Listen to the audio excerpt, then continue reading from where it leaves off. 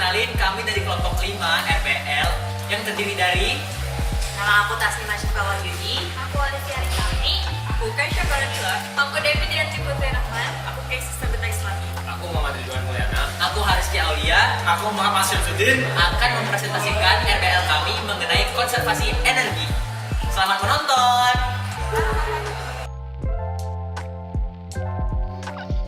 Tujuan dari RBL ini, yang pertama, menyelidiki konversi energi potensial ke energi kinetik pada peristiwa gerak di permukaan bidang miring dan lengkung. Yang kedua, menentukan pengaruh bentuk lintasan pada waktu tempuh benda yang bergerak di permukaan bidang.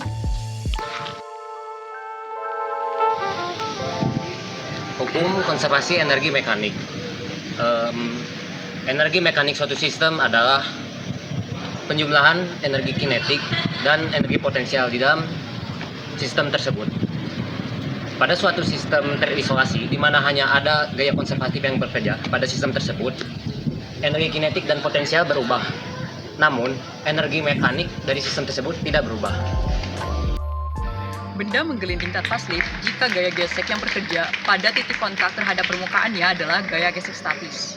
Pada kasus gerak menggelinding tanpa slip, kecepatan pusat massa benda memiliki hubungan dengan kecepatan sudut benda berotasi terhadap pusat massa.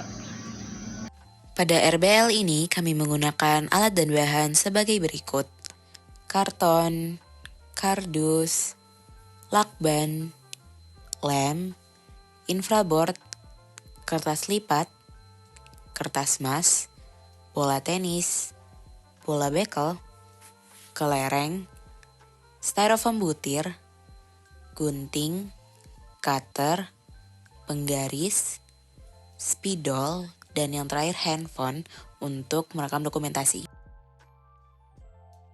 Baik, untuk cara pembuatannya, yang pertama sudah pasti kita harus mempersiapkan alat dan bahan terlebih dahulu.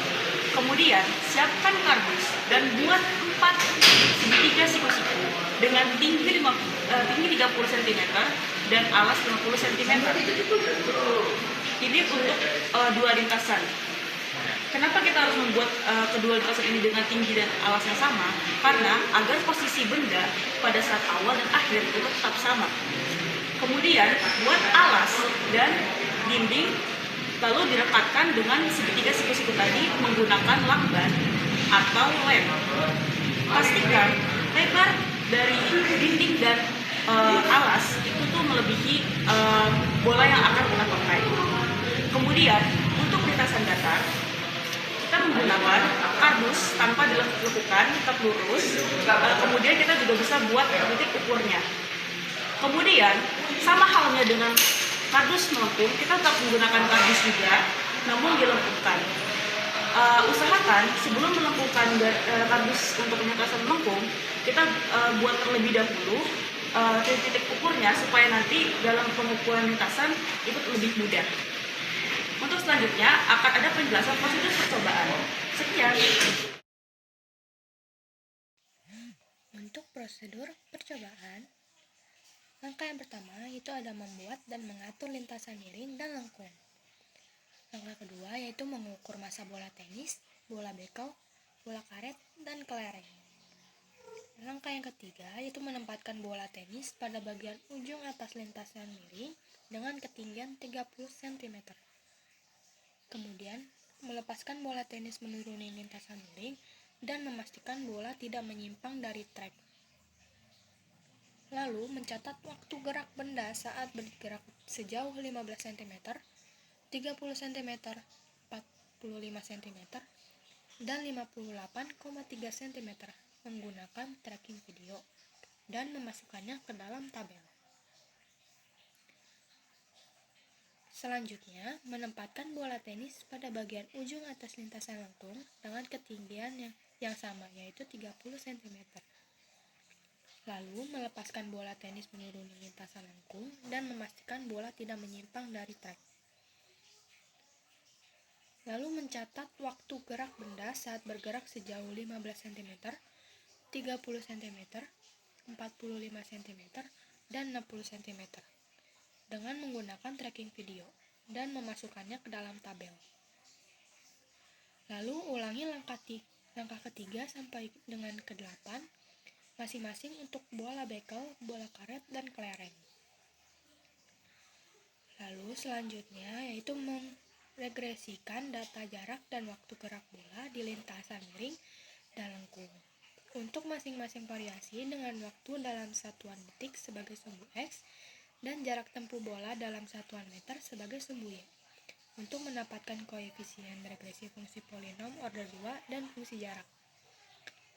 Selanjutnya menentukan nilai kecepatan benda sesaat mencapai ujung lintasan miring dan berdasarkan percobaan untuk setiap variasi dengan memenuhi persamaan jarak yang didapat pada langkah 10.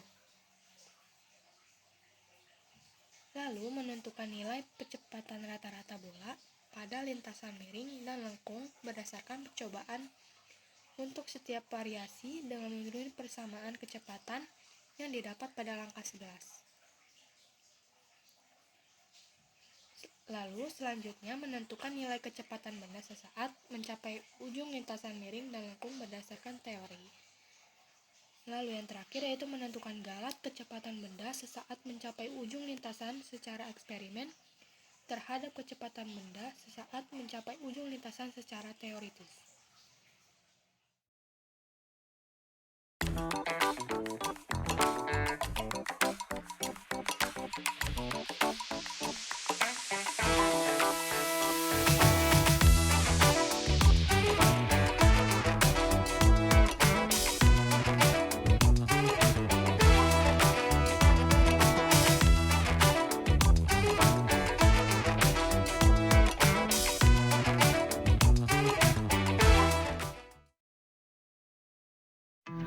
Berikut adalah data pengamatan yang diambil dari percobaan yang dilakukan.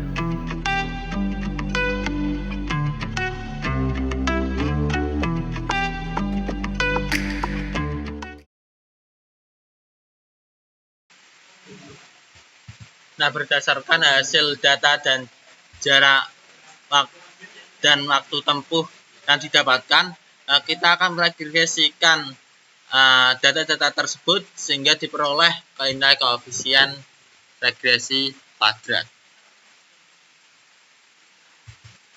Nah, diperoleh koefisien regresi benda di lintasan miring dan lintasan lengkung.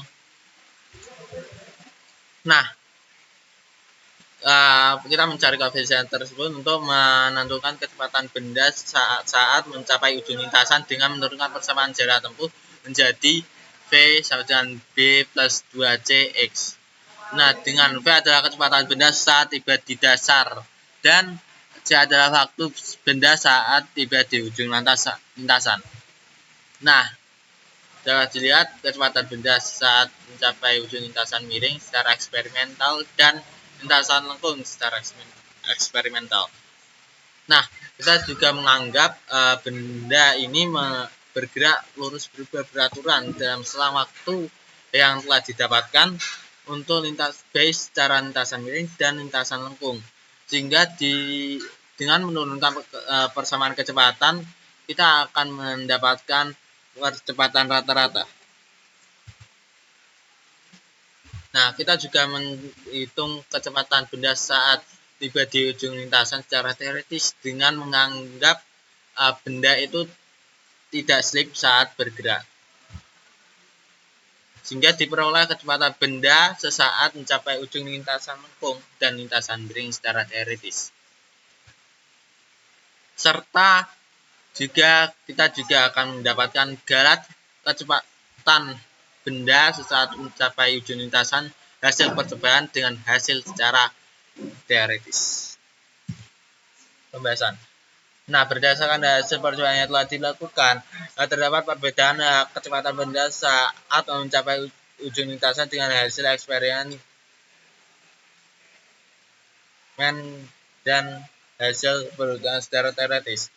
Hal ini menandakan perubahan energi potensial tidak setara dengan perubahan energi kinetik jika ditinjau dengan hasil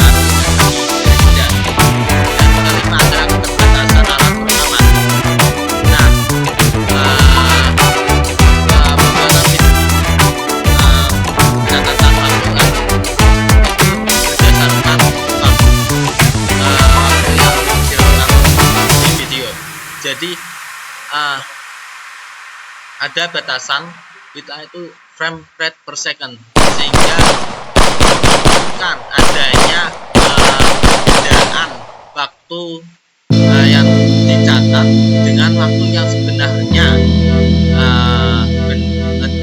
oleh benda saat mencapai titik-titik tertentu. Dan pada bentuk lintasan